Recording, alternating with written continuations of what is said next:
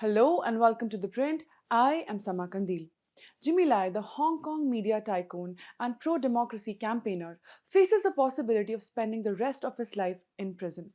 On Monday, Hong Kong's High Court found the 78-year-old guilty on two national security charges and one lesser sedition charge following the 156-day trial.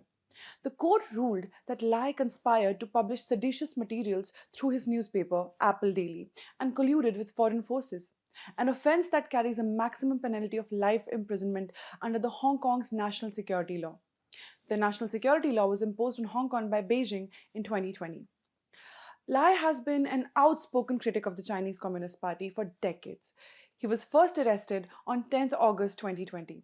In May 2021, he was convicted of unlawful assembly over the protests in 2019 and was sentenced to 20 months in prison. Few months later, in December 2021, he was sentenced to 13 months over the banned Tiananmen Vigil. A year from that, in December 2022, he was sentenced to 5 years and 9 months in the Next Media fraud case.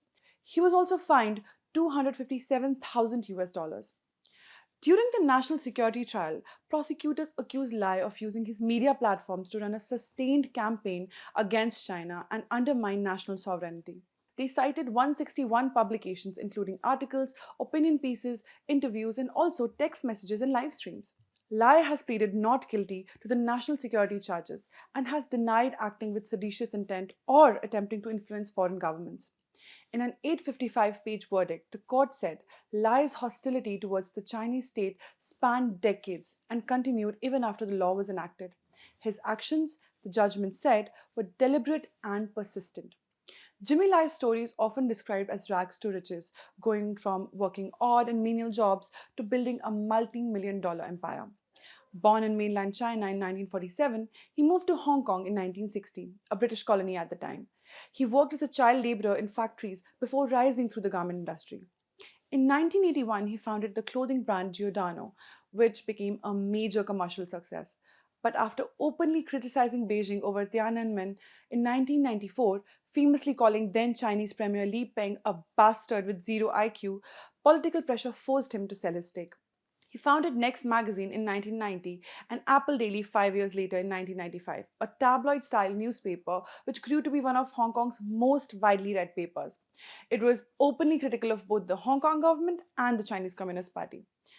To supporters, Lai became a symbol of press freedom. This, unfortunately, put a target on his head.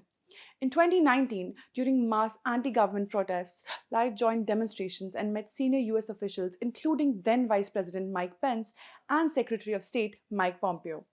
In 2020, China imposed the national security law on Hong Kong. As the law loomed, Apple Daily urged readers to petition US President Donald Trump to save Hong Kong, a campaign prosecutors later cited as evidence of foreign collusion.